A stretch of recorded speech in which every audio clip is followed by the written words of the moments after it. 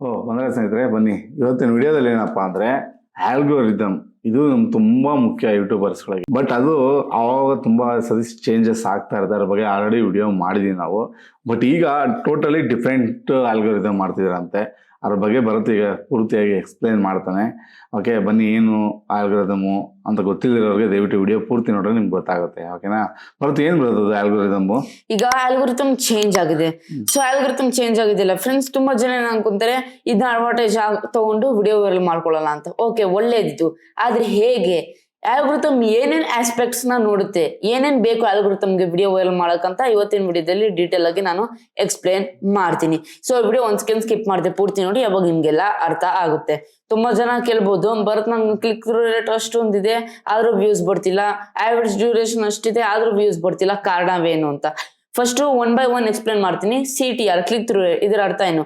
CTR ಅಂತ ಅಂದ್ರೆ click through rate. So short cut ಆಗಿ ಎಕ್ಸ್ಪ್ಲೇನ್ ಮಾಡ್ತೀನಿ, ಡೀಟೇಲ್ ಆಗಿ ವಿಡಿಯೋ ಮಾಡಿದೀನಿ. ನನ್ನ ಚಾನಲ್ಗೆ ಹೋಗಿ ಒಂದ್ಸತಿ ಚೆಕ್ ಮಾಡಿಲ್ಲ ಅಂದ್ರೆ ಮೇಲೆ ಪಿನ್ ಮಾಡ್ತೀನಿ ನೋಡಿ. Okay, click through rate, average view duration ಎರಡು ಸೆಪರೇಟ್ ಆಗಿ ನನ್ನ ಚಾನಲ್ ಅಲ್ಲಿ ವಿಡಿಯೋಸ್ ಇದೆ. CTR ಬಗ್ಗೆ ಮಾತಾಡ್ಬೇಕಂತಂದ್ರೆ ಇದು click through rate, short form ಅಲ್ಲಿ CTR ಅಂತಾರೆ. ಅಂದ್ರೆ ಅಕಸ್ಮಾತ್ ಯೂಟ್ಯೂಬ್ 100 ಜನಕ್ಕೆ ವಿಡಿಯೋ ತೋರಿಸ್ರ ಅಂತ ಅಂದ್ರೆ ಅದ್ರ 10 ಜನ ಕ್ಲಿಕ್ ಕೊಟ್ರೆ ಅದು CTR ಅಂದ್ರೆ ನಿಮ್ ವಿಡಿಯೋ ಕ್ಲಿಕ್ ಕೊಟ್ರೆ ಕ್ಲಿಕ್ ಥ್ರೂ ರೇಟ್. ಹೆಂಗೆ ಫೀಡ್ ಅಲ್ಲಿ ಶೋ ಮಾಡುತ್ತೆ ಹೆಂಗೆ ಕ್ಲಿಕ್ ಮಾಡ್ತೀರಾ ಅದು ಕ್ಲಿಕ್ ಥ್ರೂ ರೇಟ್ ಅಂತಾರೆ. 100 ಜನರಲ್ಲಿ 10 ಜನ ಕ್ಲಿಕ್ ಕೊಟ್ರೆ ಅದು 10% CTR. ಇದೇ ರೀತಿ ನಿಮ್ ಹತ್ರ ಹೈ CTR ಇತ್ತಂತ ಅಂದ್ರೆ ವಿಡಿಯೋ ವೈರಲ್ ಆಗೋ ಎಲ್ಲಾ ಚಾನ್ಸಸ್ ಇದ್ದೇ ಇರುತ್ತೆ. ಸೊ ಇದೊಂದು ಮೈಂಡ್ ಅಲ್ಲಿ ಇಟ್ಕೊಳ್ಳಿ ನೀವು. ಆಮೇಲೆ ಅಕಸ್ಮಾತ್ ಏನಾದ್ರು ಯಾಕೆ CTR ಲೋ ಆಗುತ್ತಂತ ಅಂದ್ರೆ ನಿಮ್ ವಿಡಿಯೋ ಬೋರಿಂಗ್ ಇದ್ರೆ ಅಥವಾ ನಿಮ್ಮ ಪರ್ಟಿಕ್ಯುಲರ್ ತಮ್ನೇಲ್ ಟೈಟಲ್ ಚೆನ್ನಾಗಿಲ್ಲ ಅಂತ ಅಂದ್ರೆ, ಎಸ್ಪೆಷಲಿ ತಮ್ನೇಲ್ ಟೈಟಲ್ಗೆ ಜಾಸ್ತಿ CTR ಅಥವಾ ಕ್ಲಿಕ್ ಥ್ರೂ ರೇಟ್ ಬರೋದು.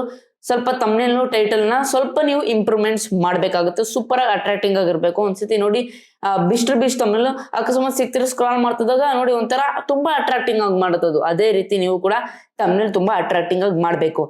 ನೀವು ಫ್ರಾಕ್ಷನ್ ಆಫ್ ದ ಸೆಕೆಂಡ್ ಅಲ್ಲಿ ಅದು ಸ್ಕ್ರಾಲ್ ಮಾಡ್ತಾ ಇರೋ ವಿಡಿಯೋಸ್ ಸಿಗೋದಿಲ್ಲ ನಿಮ್ ಪರ್ಟಿಕ್ಯುಲರ್ ವಿಡಿಯೋ. ಆ ತರ ತಮ್ನೇಲ್ ಅಟ್ರಾಕ್ಟ್ ಮಾಡ್ಬೇಕು. ಹೇಗೆ ಸ್ಕ್ರಾಲ್ ಮಾಡ್ತಾ ಇದ್ದಂಗೆ ಸ್ಕ್ರಾಲ್, ಏನಿದು ಮೇಲೋಯ್ತು, ಓ ಹಿಂಗಿದೆ ನೋಡು ಸೂಪರ್ ಆಗಿದೆ ತಮ್ನೇಲ್ ಅಂತ ಕ್ಲಿಕ್ ಕೊಡಬೇಕು ವಿಡಿಯೋ. ಆ ತರ ಇರಬೇಕು ನಿಮ್ಮ ಪರ್ಟಿಕ್ಯುಲರ್ ತಮ್ನೇಲ್. ಅವಾಗ ಮಾತ್ರ CTR ಜಾಸ್ತಿ ಆಗುತ್ತೆ. CTR ಬಗ್ಗೆ ಆಯ್ತು. AVD, ಆವರೇಜ್ ವ್ಯೂ ಡ್ಯೂರೇಷನ್ ಬಗ್ಗೆ ಮಾತನಾಡೋಣ. ಆವರೇಜ್ ವ್ಯೂ ಡ್ಯೂರೇಷನ್ ಬಂದ್ಬಿಟ್ಟು ಅಕಸ್ಮಾತ್ ಏನಾದ್ರು 10 ನಿಮಿಷದ ವಿಡಿಯೋ ಅಪ್ಲೋಡ್ ಮಾಡ್ತೀನಿ, ಅದರಲ್ಲೊಬ್ಬ 3 ನಿಮಿಷ ನೋಡಿದ 35% ನಂಗೆ AVD ಸಿಕ್ತು. ಆಮೇಲೆ ಒಬ್ಬ 20 ನಿಮಿಷ, ಒಬ್ಬ 2 ನಿಮಿಷ, 3 ನಿಮಿಷ, 4 ನಿಮಿಷ, ಒಬ್ಬ 5 ನಿಮಿಷ, ಒಬ್ಬ 8 ನಿಮಿಷ, ಅಥವಾ ಒಬ್ಬ ಫುಲ್ ನೋಡ್ಬಿಟ್ಟ. ಸೊ ಇದೇ ರೀತಿ ನೋಡಿ ಒಂದೊಂದರ ಡಿಫ್ರೆಂಟ್ ಇದೆ. ಸೊ ಅದ್ರಲ್ಲಿ ಯಾವ್ದು ಕಾಮನ್ ಇದೆ ಜಾಸ್ತಿ ಅಂತ ನೋಡ್ಬಿಟ್ಟು ಅವರು ಆವರೇಜ್ ವ್ಯೂ ಡ್ಯೂರೇಷನ್ ಕೊಡ್ತಾರೆ ಯೂಟ್ಯೂಬರ್. ಆವರೇಜ್ ವ್ಯೂ ಡ್ಯೂರೇಷನ್ ಜಾಸ್ತಿ ಇದ್ರೆ ನಿಮ್ಮ ವಿಡಿಯೋ ವೈರಲ್ ಆಗೋ ಎಲ್ಲಾ ಚಾನ್ಸಸ್ ಕೂಡ ಇರುತ್ತೆ. ಸೊ ಅದನ್ನ ಕೂಡ ನೀವು ಸ್ವಲ್ಪ ಇಂಪ್ರೂವ್ಮೆಂಟ್ಸ್ ಮಾಡ್ಕೊಬೇಕಾದಂತ ಹೇಳಕ್ಕೆ ಇಷ್ಟ ಪಡ್ತೀನಿ. ಮತ್ತೆ ಆವರೇಜ್ ವ್ಯೂ ಡ್ಯೂರೇಷನ್ ಯಾಕೆ ಬರೋದಿಲ್ಲ ಜಾಸ್ತಿ ಅಂತಾನು ಕಾರಣ ಹೇಳ್ತೀನಿ. ಯಾಕಂತ ಅಂದ್ರೆ ನಿಮ್ಮ ವಿಡಿಯೋ ಸೆಂಟ್ರಲ್ಲಿ ಅಕಸ್ಮಾತ್ ಹುಕ್ಸು ಸ್ಪೈಕ್ಸ್ ಏನು ಹಾಕಿಲ್ಲ, ಬೋರಿಂಗ್ ಆಗಿತ್ತಂತ ಅಂದ್ರೆ ವ್ಯೂಸ್ ಬಿಟ್ಟು ಹೋಗ್ಬಿಡ್ತಾರೆ ವಿಡಿಯೋ. ಪಾಯಿಂಟ್ 1. ಆಮೇಲೆ ನೆಕ್ಸ್ಟ್ ಬಂದ್ಬಿಟ್ಟು ಅಕಸ್ಮಾತ್ ಏನಾದ್ರು ವಿಡಿಯೋ ಗ್ರಾಫಿಕ್ಸ್ ಟೆಂಪ್ಲೇಟ್ಸ್ ಅದೆಲ್ಲ ಏನು ಅಟ್ರಾಕ್ಟಿಂಗ್ ಇಲ್ಲ ಅಂತ ಅಂದ್ರೆ, ಸುಮ್ಮನೆ ಪ್ಲೇನ್ ಆಗಿತ್ತು ಅಂತ ಅಂದ್ರೆ ಅವಾಗ ವ್ಯೂಸ್ ಬಿಟ್ಟು ಹೋಗ್ತಾರೆ. ಸೊ ಹಂಗೆ ಬಿಟ್ಟು ಹೋಗ್ದಂಗೆ ಕಾಪಾಡ್ಬೇಕಂತ ಅಂದ್ರೆ ನೀವು ಸ್ವಲ್ಪ ಗ್ರಾಫಿಕ್ಸ್ ಅಲ್ಲಿ ಆಗಿರ್ಬೋದು, ಎಡಿಟಿಂಗ್ ಅಲ್ಲಿ ಆಗಿರ್ಬೋದು, ಅಥವಾ ವಿಡಿಯೋದಲ್ಲಿ ಸ್ಪೈಕ್ಸ್ ಹುಕ್ಸ್ ಆಗಿರ್ಬೋದು, ಇದೆಲ್ಲ ಚೆನ್ನಾಗಿ ನೀವು ಮಾಡ್ಬೇಕಾಗದಂತ ಹೇಳಕ್ಕೆ ಇಷ್ಟಪಡ್ತೀನಿ. ಸೊ ಈ ಎರಡರಲ್ಲಿ ಯಾವ್ದು ಇದ್ರೆ ಜಾಸ್ತಿ ನಮ್ಮ ಪರ್ಟಿಕ್ಯುಲರ್ ವಿಡಿಯೋ ವೈರಲ್ ಆಗುತ್ತೆ ಬರುತ್ತಂತ ನೀವು ಕೇಳಬಹುದು. ನನಗೆ ಕೇಳಿದ್ರೆ ಈ ಎರಡೂ ಇದ್ರೆ ಕರೆಕ್ಟ್ ಬ್ಯಾಲೆನ್ಸ್ ಆಗಿದ್ರೆ 200% ನಿಮ್ ವಿಡಿಯೋ ವೈರಲ್ ಆಗೇ ಆಗುತ್ತೆ. ಬಿಕಾಸ್ ಅಕಸ್ಮಾತ್ ಏನಾದ್ರು ಚಿತ್ರಾನ್ನಕ್ಕೆ ಜಾಸ್ತಿ ಉಪ್ಪು ಹಾಕ್ಬಿಟ್ರೆ ಉಪ್ಪು ಇರುತ್ತೆ. ಅಕಸ್ಮಾತ್ ಎಲ್ಲಾನು ಬ್ಯಾಲೆನ್ಸ್ ಇದ್ರೆ, ಉಪ್ಪು ಖಾರ ಎಲ್ಲಾನು ಪರ್ಟಿಕ್ಯುಲರ್ ಬ್ಯಾಲೆನ್ಸ್ ಇದ್ರೆ ಅವಾಗ ನಮ್ಗೆ ತುಂಬಾ ಚೆನ್ನಾಗಿರುತ್ತೆ ಆ ಪರ್ಟಿಕ್ಯುಲರ್ ಫುಡ್ ಅಂತಾನೆ ಹೇಳ್ಬೋದು. ಅದೇ ರೀತಿ ಎರಡು ಕೂಡ ಸೇಮ್ ಬ್ಯಾಲೆನ್ಸ್ ಇದ್ರೆ ಯೂಟ್ಯೂಬ್ ಆಲ್ಗೋರಿಥಮ್ ಏನ್ ಅನ್ಕೊಳ್ಳುತ್ತೆ, ಏನೋ ವಿಡಿಯೋದಲ್ಲಿ ಜಾಸ್ತಿ ಇರ್ಬೋದು, ಏನೋ ಜಾಸ್ತಿ ವ್ಯೂಸ್ ನೋಡ್ತಿದ್ರೆ ಬೇರೆಲ್ಲ ರೆಕಮೆಂಡ್ ಮಾಡೋಣ ಅಂತ ಎತ್ಕೊಂಡು ನಿಮ್ ವಿಡಿಯೋ ರೆಕಮೆಂಡ್ ಮಾಡುತ್ತೆ. ಸೊ ಇದೇ ರೀತಿ ಇದು ಚೇಂಜ್ಡ್ ಆಲ್ಗೋರಿಥಮ್. ಈ ರೀತಿ ಈ ಪರ್ಟಿಕ್ಯುಲರ್ ಆಲ್ಗೋರಿಥಮ್ ವರ್ಕ್ ಆಗುತ್ತೆ. ಆದಷ್ಟು ನಿಮ್ಮ ತಮ್ನೇಲು ಟೈಟಲ್ ನಿಮ್ಮ ವಿಡಿಯೋ ರೇಟಿಂಗ್ ಮೇಲೆ ಫೋಕಸ್ ಮಾಡಿ ಅಂತ ಹೇಳಕ್ ಇಷ್ಟಪಡ್ತೀನಿ. CTR AVD ಎರಡು ಬ್ಯಾಲೆನ್ಸ್ ಇಟ್ಕೊಂಡಿದ್ರೆ ಸೂಪರ್ ಆಗಿ ನಿಮ್ ವಿಡಿಯೋ ವೈರಲ್ ಆಗೋಂತ ಹೇಳಕ್ಕೆ ಇಷ್ಟಪಡ್ತೀನಿ. ನೋಡಿದ್ರಲ್ಲ, ನಿಮ್ಗೆ ಟೈಟಲು, ಓಕೆ, ತಮ್ನೇಲು, ಈ ಕಡೆ ನಿಮ್ಮ ವಿಡಿಯೋ ಕ್ವಾಲಿಟಿ, ಇದು 3 ಮೇನ್ ಆಗಿ ಇಂಪಾರ್ಟೆಂಟ್. ಆಲ್ಗೋರಿಥಮ್ ನಿಮ್ನ ನೋಡಿ ಚೆಕ್ ಮಾಡೋದೇ ಅದೇನೆ. ಅದು ಚೆನ್ನಾಗಿತ್ತು ಅಂದ್ರೆ, ವಿಡಿಯೋ ಚೆನ್ನಾಗಿ ನೋಡ್ತಿದ್ದಾರೆ ಅಂದ್ರೆ ಯೂಟ್ಯೂಬ್ ಯಾರ್ದೇ ಆಗ್ಲಿ ಅದು ವಿಡಿಯೋ ಓಕೆನಾ ಬರುತ್ತಂದಾಗ್ಲಿ ಎತ್ಕೊಂಡೋಗಿ ತೋರಿಸೋ ಕೆಲಸ ಮಾಡೇ ಮಾಡಿ. ಅರ್ಥ ಆಯ್ತಾ?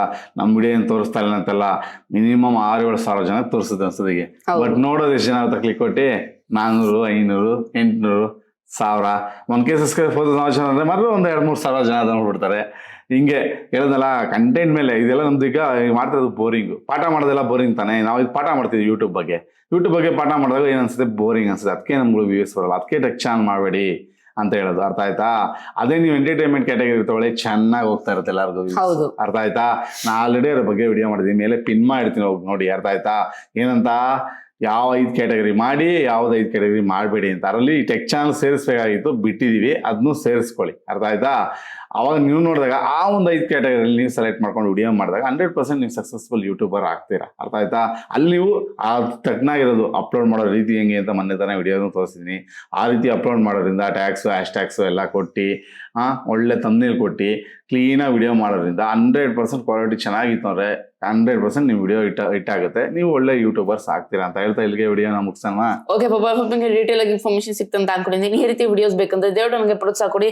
ಹೇಳಿದ್ರೆ ಸಿಂಪಲ್, ಜಸ್ಟ್ ನೀವೊಂದು ಸಬ್ಸ್ಕ್ರೈಬ್ ಮಾಡ್ರಿ, ಲೈಕ್ ಮಾಡೋ, ಶೇರ್ ಮಾಡಿ, ಕಾಮೆಂಟ್ ಮಾಡ್ರಿ. ಇಷ್ಟು ಫ್ರೆಂಡ್ಸ್ ಇಷ್ಟು ಮಾಡ್ರೆ ನನಗೆ ದೊಡ್ಡ ಪ್ರೋತ್ಸಾಹ ನೀಡ್ತೀರಾ.